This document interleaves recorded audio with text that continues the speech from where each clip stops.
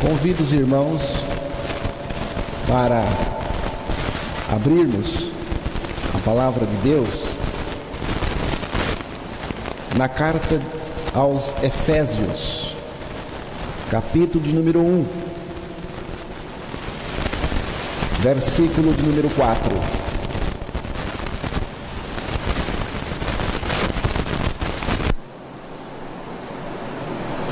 Diz assim a palavra de Deus: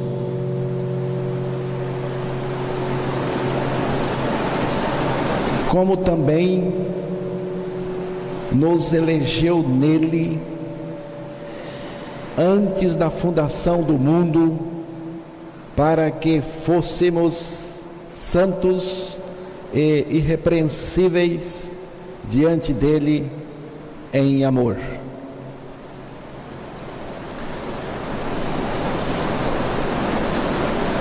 O versículo de número 1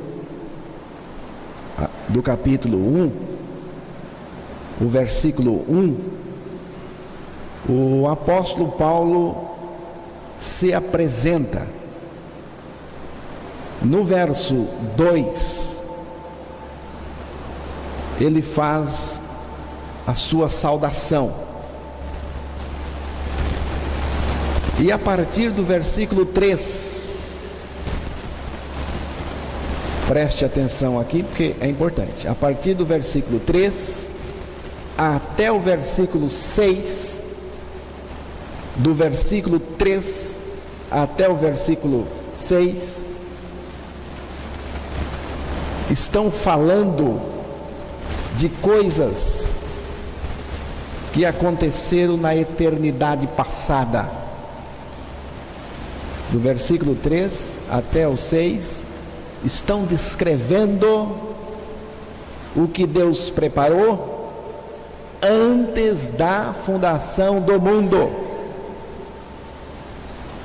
A partir do versículo 6 em diante, já é o campo da redenção de Deus na cruz do Calvário.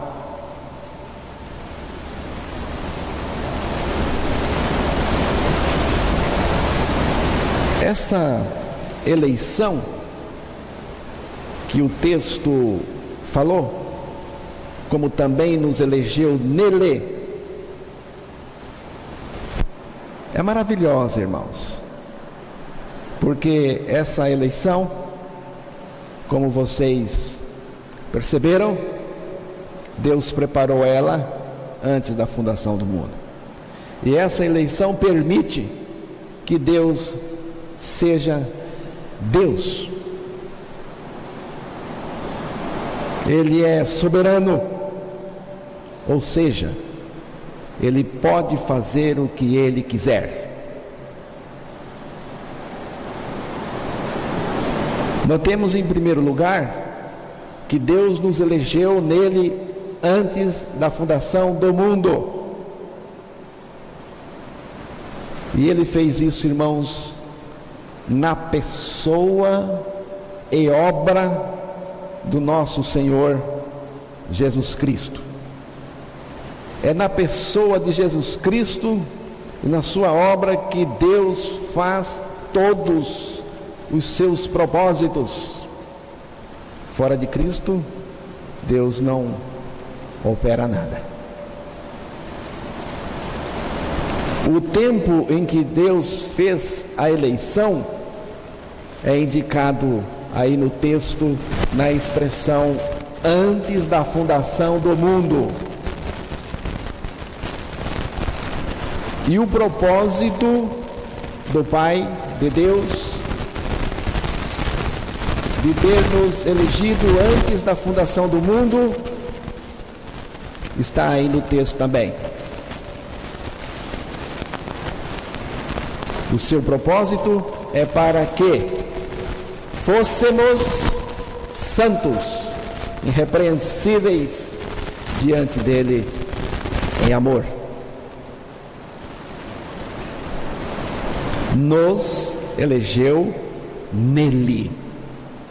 Essa palavra nele é o equivalente da preposição em e do pronome pessoal ele. em Ele, dentro dele, na pessoa dele, em Cristo. Agora, irmãos, nele,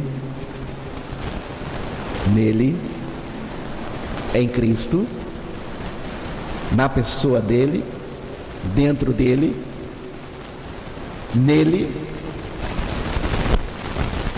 é a atração que nós temos falado tanto aqui nesta igreja. É a atração. E eu, quando for levantado da terra, atrairei todos a mim mesmo. Evangelho de João, capítulo 12, versículo 32, que eu já citei o texto. E eu, quando for levantado da terra, Jesus está dizendo, atrairei todos a mim mesmo.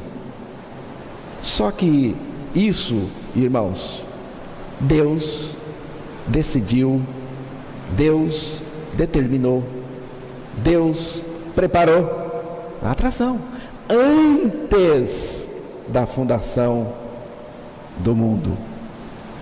Tudo que Deus faz na história, Ele já preparou na eternidade.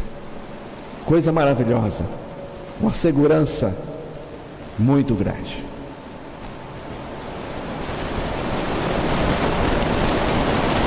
Esta obra divina de nos colocar em Cristo foi para que nós experimentássemos o que está aí no final do texto, para que fôssemos santos, irrepreensíveis diante dele em amor. Deus tem um propósito maravilhoso, e Jesus falou desse propósito em João 14, versículo 20. João 14, versículo 20. Os irmãos podem abrir o texto. O Emerson vai fazer essa leitura. Naquele dia conhecereis que eu estou em meu Pai, e vós em mim, e eu em vós. Veja que coisa maravilhosa, irmãos. Naquele dia, disse Jesus, conhecereis que eu estou em meu Pai, e vós em mim, e eu em vós. Vós em mim, e eu em vós. Nós nele, e ele em nós. Esse é o propósito eterno de Deus. Isto aqui mostra para nós o que Deus queria. Ele quis um povo para viver neste povo.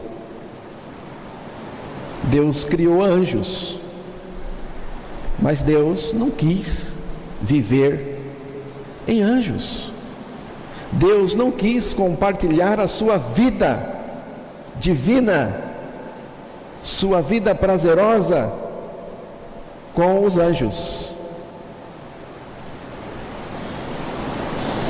Lá em 2 Coríntios capítulo 4, versículo 7, está mostrando para nós esse desejo, essa vontade de Deus.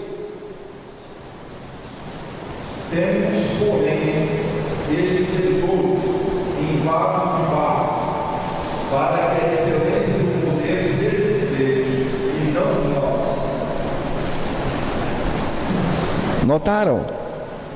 Temos, porém, esse tesouro. O tesouro que o apóstolo Paulo está falando é a vida de Cristo, é a vida de Deus. No contexto, podemos perceber que o tesouro aqui é a vida de Deus que nos é trazida pelo Evangelho. Temos, porém, este tesouro em vasos de barro. O que são os vasos de barro? Somos nós, irmãos.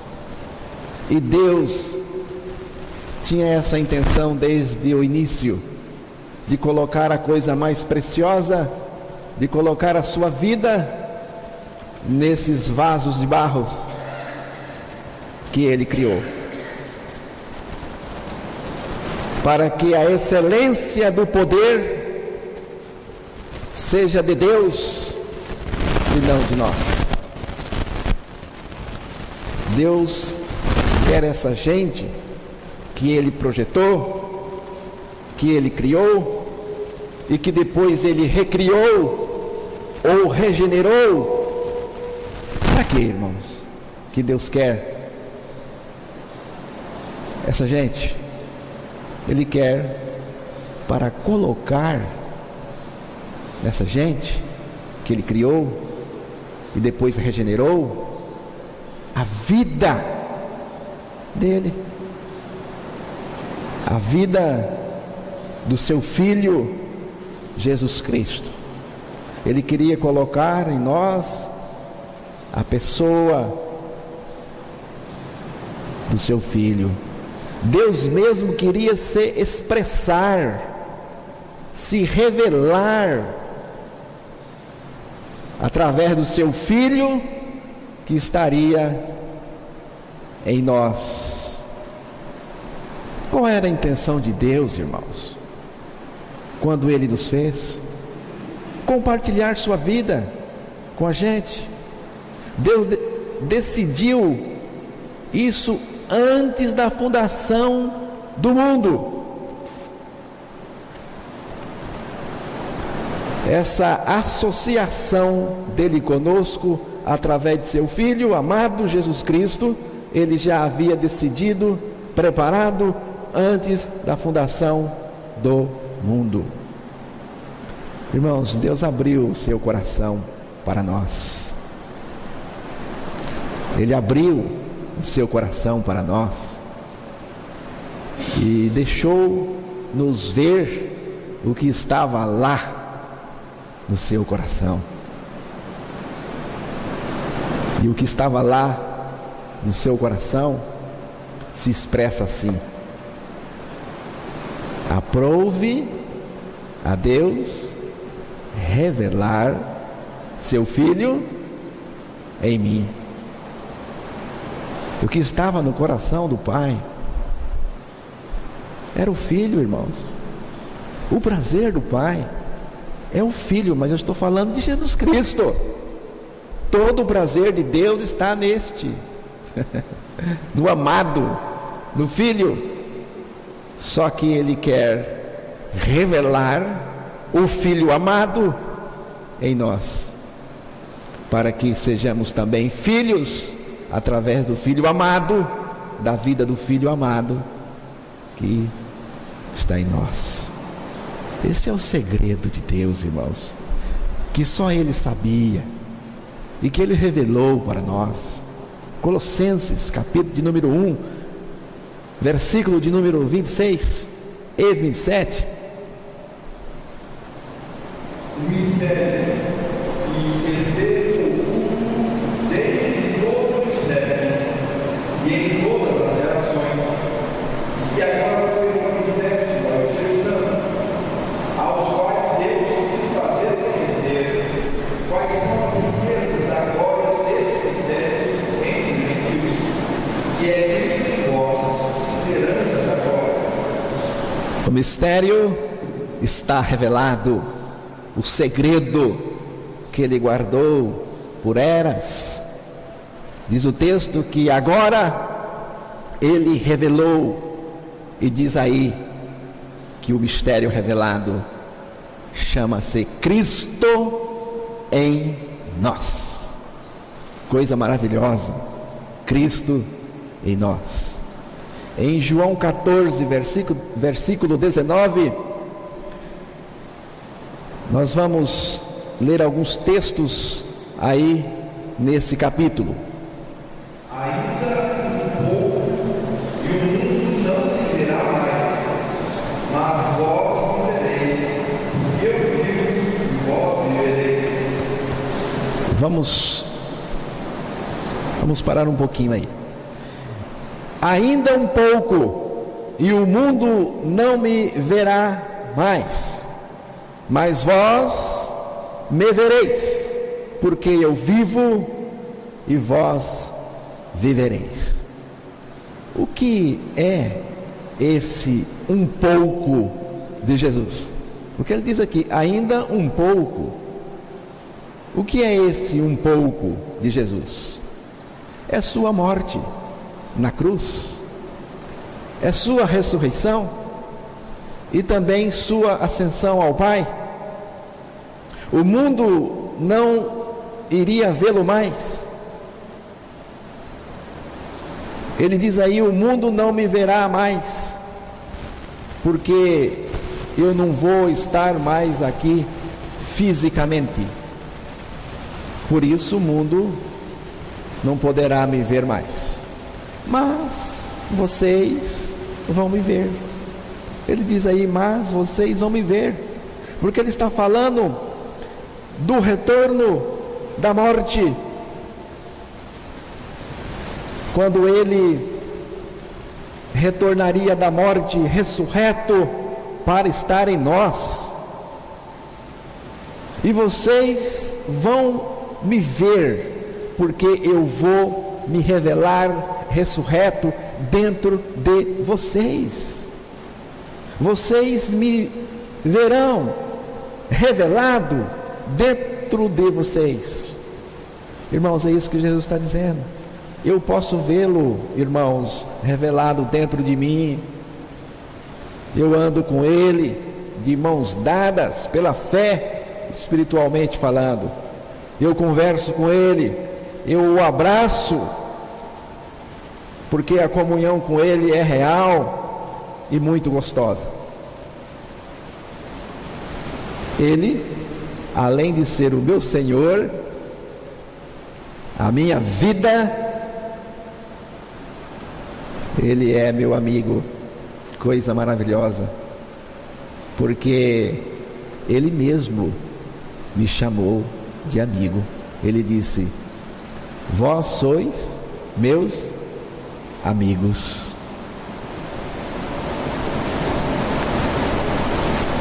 Na frase seguinte, Jesus muda o verbo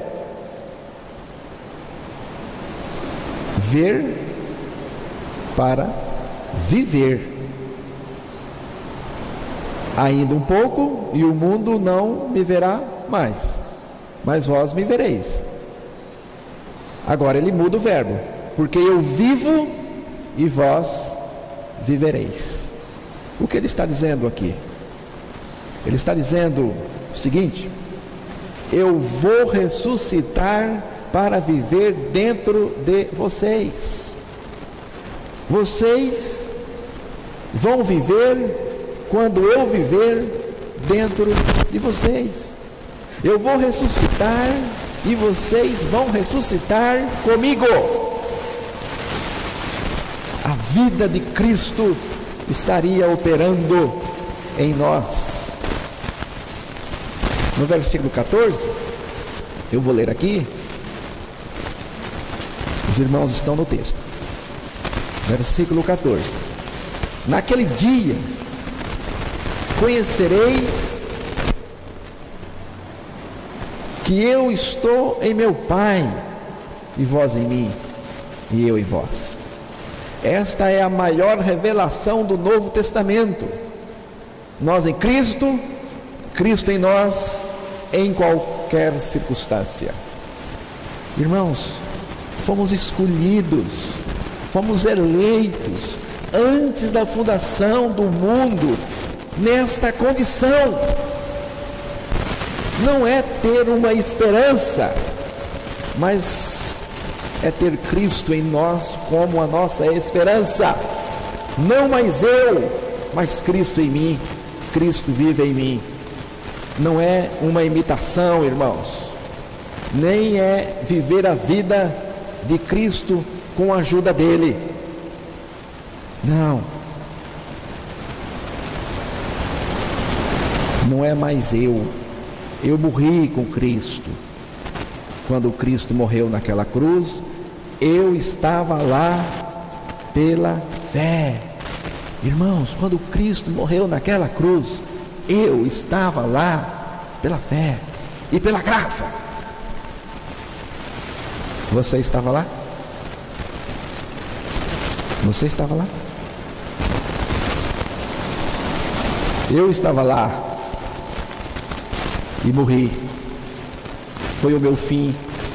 Fui finalizado naquela cruz.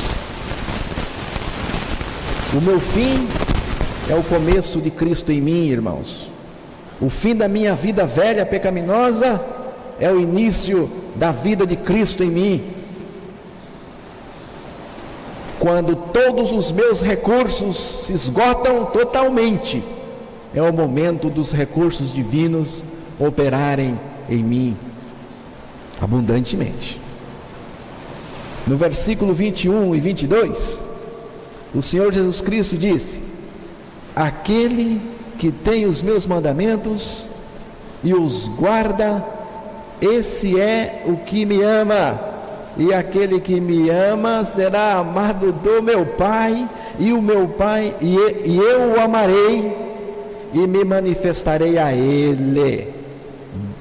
Disse-lhe Judas, não o Iscariotes: Senhor, de onde vem que te hás de manifestar a nós e não ao mundo?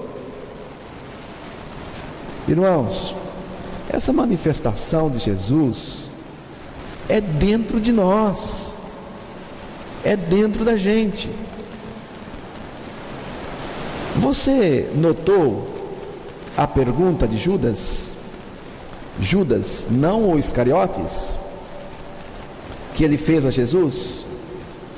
A pergunta foi essa: Senhor, de onde vem que te hás de manifestar a nós e não ao mundo? Irmãos, Judas não sabia, ele estava alheio a respeito do assunto.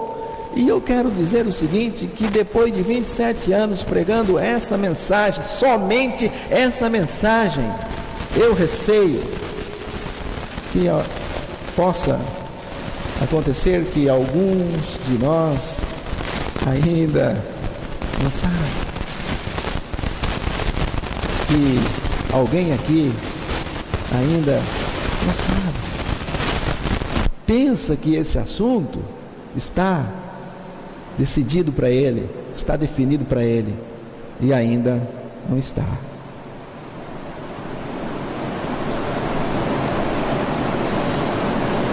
Jesus respondeu e disse-lhe: se alguém me ama, guardará a minha palavra, e meu Pai o amará, e viremos para ele e faremos nele morada.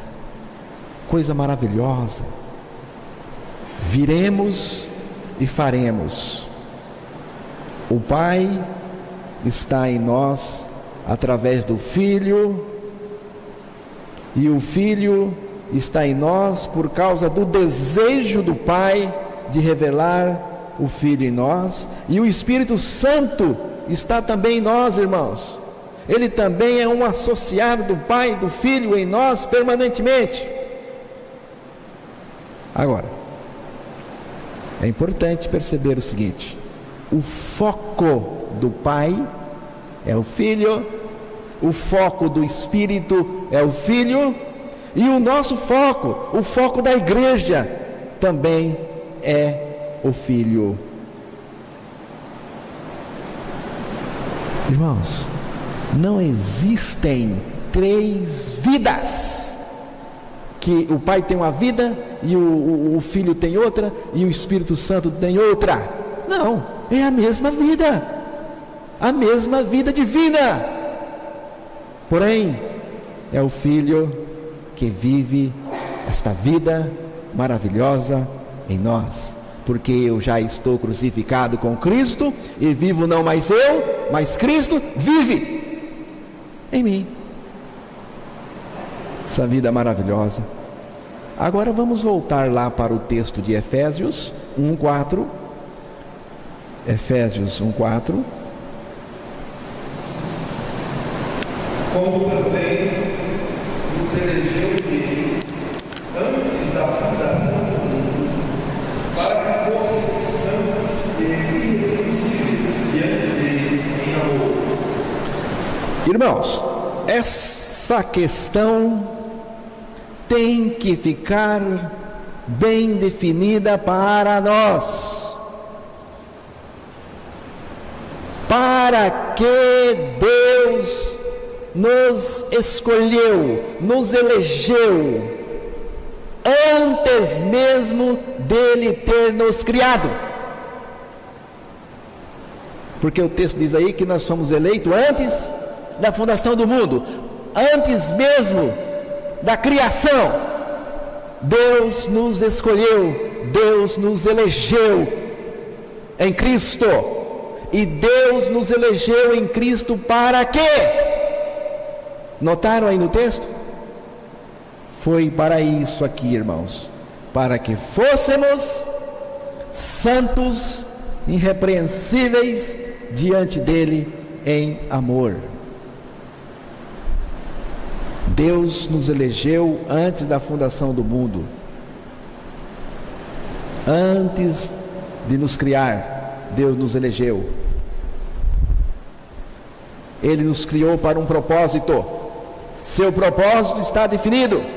É para que fôssemos santos, irrepreensíveis diante dele em amor. Os pecadores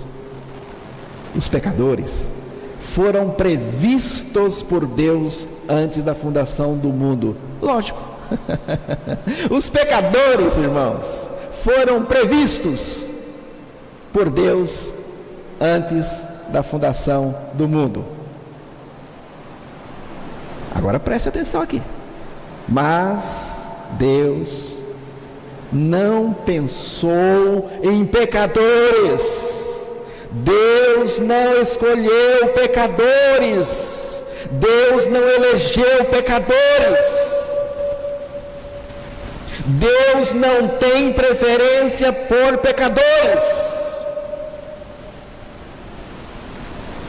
Qual é a preferência de Deus? Qual é a eleição de Deus? Santos, irmãos. Santos. Santo não tem nada a ver com o pecado. Santo é um ser separado do pecado. Santo é alguém separado do pecado, e se misturar com o pecado deixa de ser santo. O que Deus quer para o seu povo chama-se santidade total. Se Cristo está em nós, não podemos ser outra coisa senão santos. Somos santos em Cristo, e Cristo é a nossa santidade.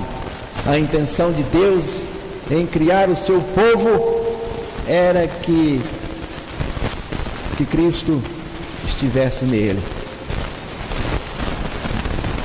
Esse ensino que está por aí, que chama os salvos de pecadores santos, ou santos pecadores, é uma falácia, irmãos.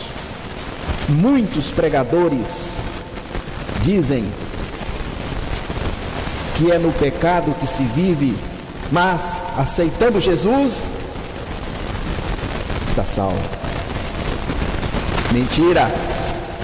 Não acreditem nesses mentirosos e incrédulos. Incrédulos porque não creem no poder regenerador de Jesus, que nos colocou em um estado de santidade total, para que Cristo pudesse viver em nós. Incrédulos porque não creem no poder santo da vida de Cristo numa nova criatura. Sabe o que vai acontecer? Eles vão morrer e vão para o inferno com o pecado. Deus não admite imundície na vida da igreja. Deus não permite o pecado na vida dos seus santos. Infelizmente, hoje, no meio evangélico, as pessoas nem dizem mais que são santas. Muitos crentes ficam desconcertados e envergonhados com essa pergunta: você é santo? Ficam com vergonha. Cora. Outros amarelam. Você é santo? Mas não ficam envergonhados para afirmarem em alto e bom som: somos pecadores e não tem jeito de viver sem praticar o pecado. E vão para o inferno com pecado e tudo.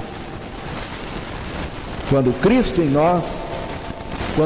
está em nós, irmãos, nenhuma intrusão tem mais lugar em nós. Foi por isso que Ele nos fez morrer no seu corpo lá na cruz. Não tem mais vidinha paralela, irmãos. Não tem mais vida subterrânea, subalterna, vidinha de debaixo de tapete, vida medíocre. Só tem a vida de Cristo e nada mais. Eu já disse isso aqui para os irmãos, vou dizer de novo.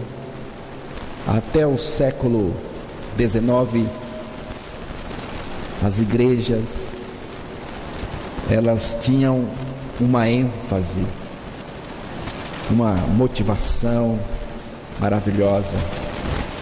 Elas pregavam a primeira parte do Salmo 51, versículo 10.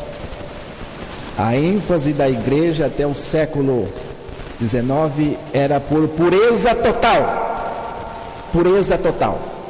Ela vibrava pela pureza total de Deus, pela santidade. E a sua ênfase era essa primeira parte do Salmo 51, verso 10.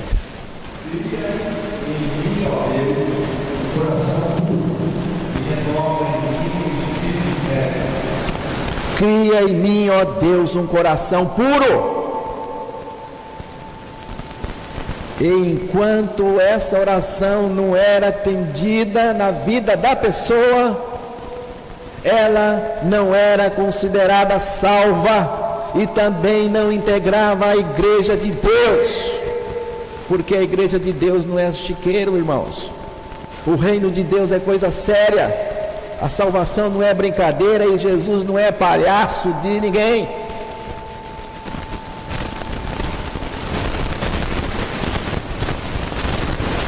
Quando a gente fala essas coisas, não estou dizendo aos irmãos, mas as pessoas ficam de bico. Mas eu quero dizer para os irmãos que eu não tenho medo de cara feia. Você acha que eu vou ter medo de bico? Se não nascer de novo, no reino de Deus não entra mesmo. Com pecado, no reino de Deus não entra, está fora.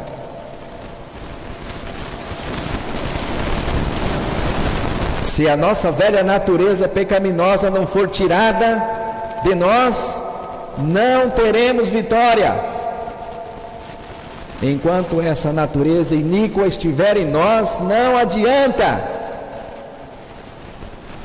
Não somos santos e não temos nada com Deus. Mateus capítulo 7, versículo 23.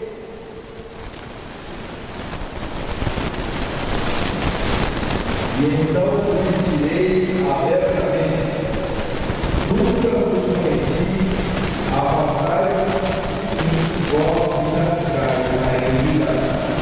Nunca vos conheci, apartai-vos de mim, vós que praticais a iniquidade. Iniquidade aqui é a natureza iníqua das pessoas. Iniquidade começou no coração do próprio Satanás, e não tem nada a ver com Deus, irmãos. Jesus está dizendo o seguinte para este grupo: com esta natureza iníqua você não entra aqui. Recheados de iniquidade, você não tem nada comigo, nem eu com você. Lucas 13, versículos 25 ao 27, nós temos um outro grupo. Não é o mesmo grupo não, já é outro grupo.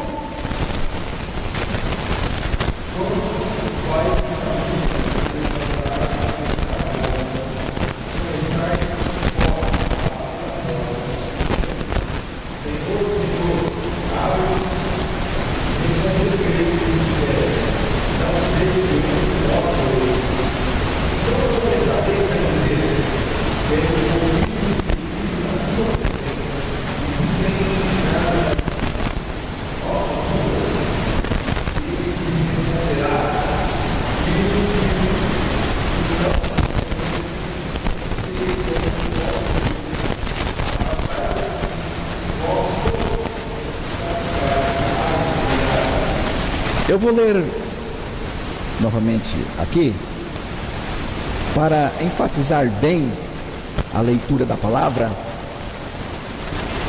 para que esse assunto fique bem nítido para nós, não só para nós, mas para todos quantos rodaram essa mensagem.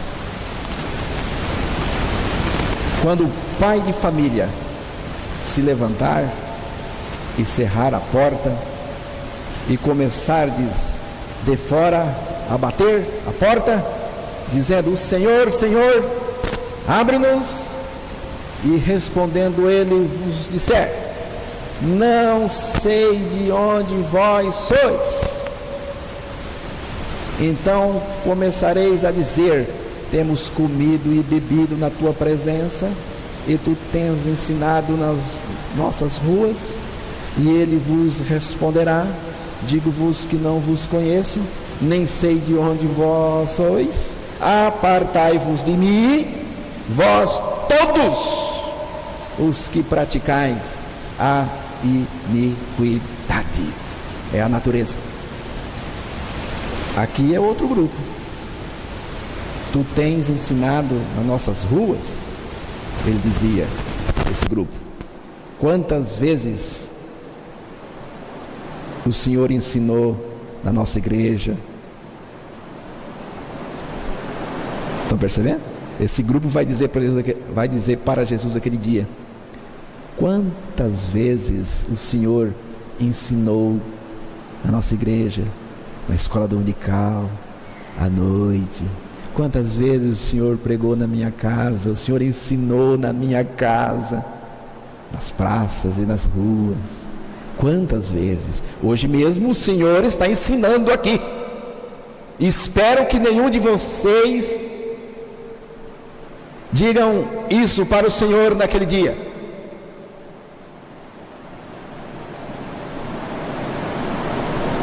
Temos comido e bebido na tua presença.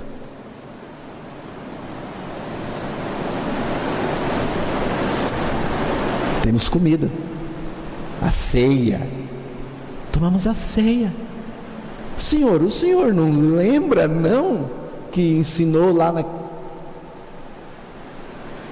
O Senhor não lembra que nós comemos a ceia na tua presença, que o Senhor estava lá? O Senhor vai dizer para esse grupo: eu não sei quem são vocês, de onde é que vocês são. Meus é que não são. Vocês são iníquos.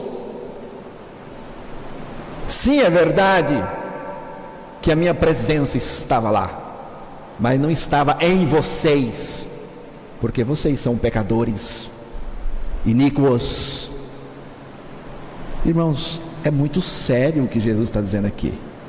É sério, e eu digo isso com veemência, não porque estou bravo, mas é porque é misericórdia, irmãos.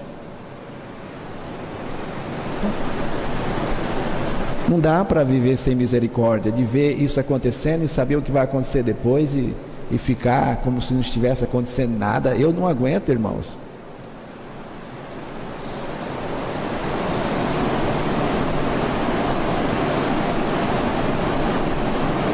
Não morreram com Cristo.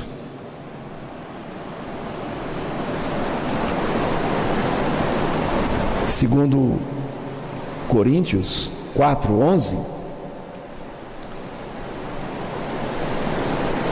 por favor, segundo Coríntios 4:11. E assim nós que vivemos, estamos sempre entregues à morte por amor de Jesus, para que a vida de Jesus se manifeste também na nossa carne mortal.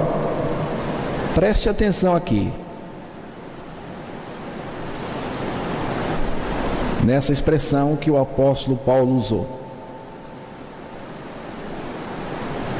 E assim nós que vivemos, estamos sempre entregue à morte, por amor de Jesus, para que a vida de Jesus se manifeste também na nossa carne mortal. Não é aceitar a sua morte com Cristo naquela cruz, é se entregar à sua morte, é render-se a ela naquela cruz. E entregar-se à morte por amor de Jesus significa que você está se entregando à morte com Cristo naquela cruz, pela fé e pela graça, para que Jesus Cristo esteja em você, e estando em você, manifeste a sua vida santa e preciosa.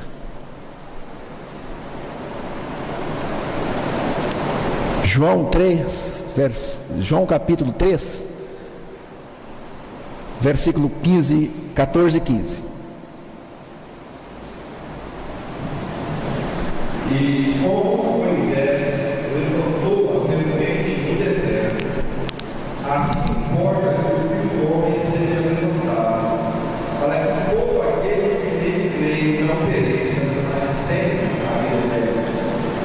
Assim como Moisés levantou a serpente no deserto, assim importa que o Filho do Homem seja levantado, para que todo aquele que nele crê não pereça, mas tenha a vida eterna.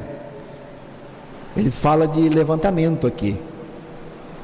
Ele faz uma comparação. Jesus disse que assim como Moisés levantou a serpente no deserto, o Filho do Homem também iria ser levantado da terra. Jesus foi levantado da terra, e quando ele foi levantado da terra, ele atraiu a todos para ele, para dentro do seu corpo, ali na cruz. E por isso que ele diz aqui no versículo 14, assim como Moisés levantou a serpente no deserto, assim importa que o Filho do Homem seja levantado, para que todo aquele que nele crê. Esse nele crê aqui, irmãos, é crer para dentro de Jesus. Ele está dizendo assim: todo aquele que crê para dentro de mim vai ganhar a vida. Crer para dentro de Jesus. O que significa isso? Significa que quando Jesus foi levantado, ele nos atraiu e ele colocou dentro dele a nossa natureza iníqua. Essa natureza que em muitas pessoas é quietinha ali dentro, mas quando ela se manifesta, ela arregaça tudo, arrebenta com as pessoas que estão próximas dela, e depois, muitas vezes, vai lá pedir perdão Mas a natureza está ali dentro. Então é crer que essa nossa natureza estava dentro de Cristo, ali na cruz do Calvário, e que Ele levou a morte com Ele, quando Ele morreu.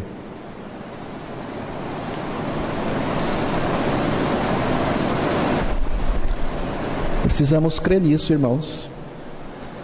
Eu sei que nós não temos fé para crermos. Eu sei disso, irmãos. Eu creio na graça. Eu sei que a fé é um dom de Deus. É um presente que Deus nos dá pela graça.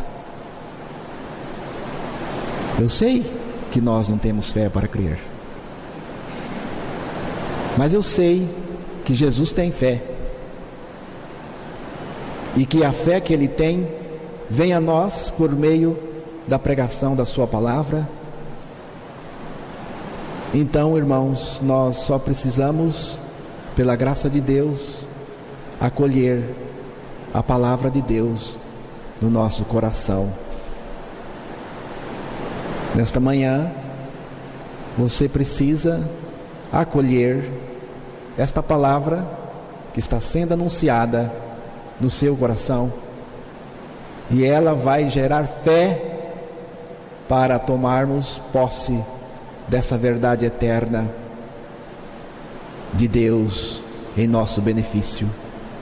Não só em nosso benefício, irmãos, mas também em benefício de todos os homens, porque o texto sagrado diz que a graça salvadora de Deus se manifestou, trazendo salvação a todos os homens. Mas eu creio também que o sacrifício de Jesus Cristo naquela cruz é suficiente para salvar todos, mas Ele é eficiente só para alguns. Espero que você esteja entre esses, que pela graça de Deus crerão.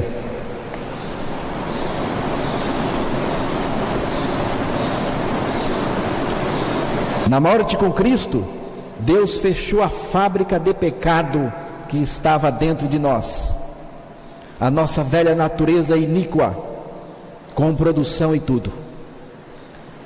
E na ressurreição do seu Filho, o Pai abriu uma nova fábrica. Efésios capítulo 4, versículo 24.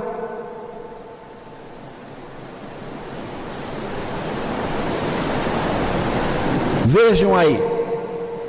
E vos revistais de novo homem, que segundo Deus é criado em verdadeira justiça e santidade.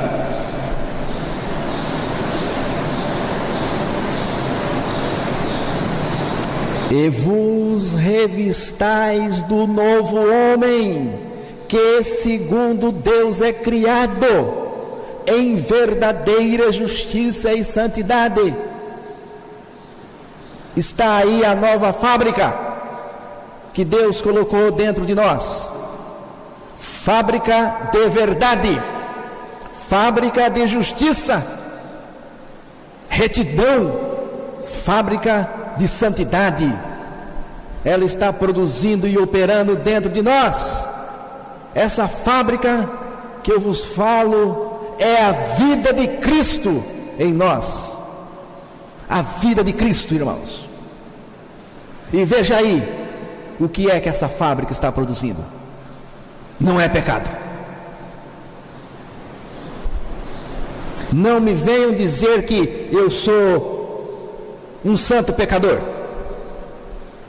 porque isto não existe. Deus não elegeu santo pecador, e Deus não elegeu pecadores. Deus só elegeu os santos. A eleição de Deus é para os santos. Com pecado, lamento e com tristeza digo, com o pecado, você vai para o tacho com tripa e tudo. E eu também. Porque a salvação de Deus não é brincadeira, é séria. Irmãos, o texto diz aqui que nós fomos criados de novo, e vos revistais do novo homem, que segundo Deus é criado em verdadeira justiça e santidade. É criado. Efésios 2:10. Efésios 2:10. Porque somos feitura sua, criados em Cristo Jesus para as boas obras, as quais Deus preparou para que andássemos nelas. Que coisa maravilhosa, porque somos feitura sua, criados em Cristo Jesus para as boas obras, as quais Deus preparou para nós, para que andássemos nelas. Irmãos, essa criação que está no texto é diferente da criação lá do Éden, irmãos. Quando Deus criou o homem, essa criação é diferente, é uma segunda criação, é uma nova criação. Ela é diferente, porque essa criação que o texto está mostrando, aqui diz que é em Cristo, criados em Cristo. Deus nos criou de novo. Essa criação é diferente da primeira, porque é em Cristo. A vida de Cristo ficou dentro de nós, e o próprio Cristo é que prepara as boas obras, que produz as boas obras em nós, para que nós andemos nelas. É a vida de Cristo que vai salvaguardar os santos de Deus do pecado neste mundo. Preste atenção no que eu vou dizer para vocês. Se você é uma nova criatura, se você morreu e ressuscitou com Cristo, e se você crê nisto, porque naquela manhã o Pai enviou o seu Espírito de vida, que foi até a sepultura onde estava Jesus, e o ressuscitou, deu vida para ele, e também deu vida para todos quantos estavam lá com ele. Pela fé e pela graça de Deus eu digo, eu estava lá. E você? Estava? Essa é uma resposta que só você pode dar. Então, se eu creio a minha morte no corpo de Cristo e a ressurreição com Cristo, pela qual a vida de Jesus fica operando dentro de nós, dentro de mim,